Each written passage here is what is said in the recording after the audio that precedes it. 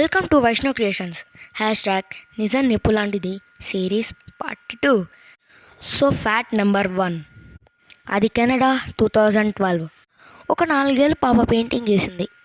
ఆ పెయింటింగ్ని చూసి పోలీసులు వాళ్ళ నాన్నని బొక్కలు వేశారు.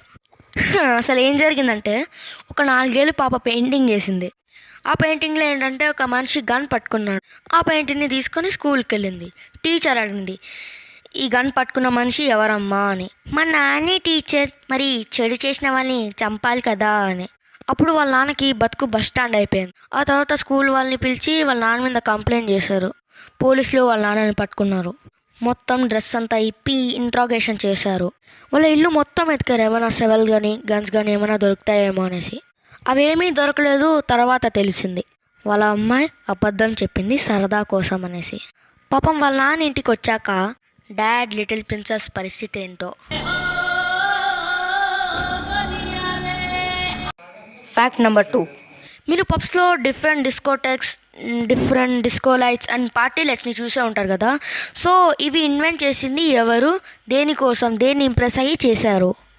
అవును, ఒక క్రియేచర్ని ఇంప్రెస్ అయ్యి చేశారు. అది ఒక fish, com jelly fish.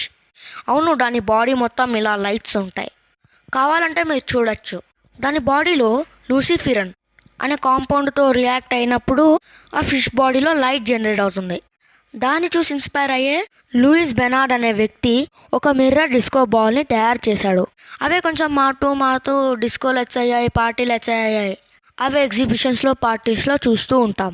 Fact number 3, మీకు తెలిసే ఉంటుంది, GTA, పబ్జీ, ఫ్రీ ఫైర్ ఇలాంటి పెద్ద పెద్ద గేమ్స్ అన్నీ మన ఇండియా వాళ్ళు తయారు చేసినవి కావు, వేరే కంట్రీస్లో తయారయ్యి ఉంటాయి. మరి ఇండియాలో గేమింగ్కి క్రేజ్ లేదా అంటే పిచ్చిగా ఉంది. 99% కిడ్స్ ఏదో ఒక గేమ్ ఆడుతూ ఉంటారు. పోనీ బిజినెస్ మ్యాన్స్కి డబ్బులకి కొదవలేదా అంటే ఖచ్చితంగా అందరి దగ్గర డబ్బు ఉంది. మరి ఆపర్చునిటీ ఉండి మిస్ చేసుకుంటున్నారా, ఆపర్చునిటీ లేక మిస్ చేసుకుంటున్నారా? ఒక పెద్ద కంప్యూటర్ గేమ్ని తయారు చేద్దామంటే 100 కోట్ల ఖర్చు అయ్యిద్ది. అలా చేసినా మనోళ్ళు ఎక్కువ మంది కొనరు. మనోళ్ళు పైరేట్ చేస్తారు, అదే టోరెంట్ సైట్స్ ద్వారా ఫ్రీగా డౌన్లోడ్ చేసేసుకుంటారు. అండ్ కన్సోల్స్ కూడా ఎక్కువ జనాలు వాడరు. మన మొబైల్లో పిల్లలు ఫ్రీ గేమ్స్ ఆడేదానికి ఇష్టపడతారు, లైక్ ఫ్రీ ఫైర్, BGMI. నాకైతే ఫ్రీ ఫైర్ ఇష్టం. సో అంత ఖర్చు పెట్టినా కంప్యూటర్ గేమ్స్కి అంత పొటెన్షియాలిటీ లేదు. పోనీ PS4, Xbox కొందాం అనుకుంటే అవేమో 30,000 రేంజ్లో ఉంటాయి. మళ్ళీ అందులో ఆడే గేమ్స్ కూడా మనీ కట్టాలి. అండ్ ఇంకో రీజన్ వచ్చేసి మన Indian parent typical mentality. Indian parents ఏంటంటే వాళ్ళు గేమింగ్ ఇండస్ట్రీలో లైఫ్ లేదని బలంగా నమ్ముతారు. వాళ్ళు డాక్టర్సో, లాయర్సో, ఇంజనీర్సో ఏదో ఒకటి అవ్వాలనుకుంటారు. అండ్ అది వాళ్ళ తప్పు కూడా కాదు. అండ్ 2020 నుండి కొంచెం మార్పు వస్తుంది. నెమ్మదిగా ఇండియన్ గేమింగ్స్ మంచి గ్రాసిప్స్తో రిలీజ్ అవుతున్నాయి. త్వరలో హై క్వాలిటీ గేమింగ్స్ రిలీజ్ అవుతున్నాయి. అండ్ 2022 కల్లా మన Indian gaming industry $2.8 billion touch అవుతుంది. సో చూడాలి ఫ్యూచర్లో ఏం జరుగుతుందో.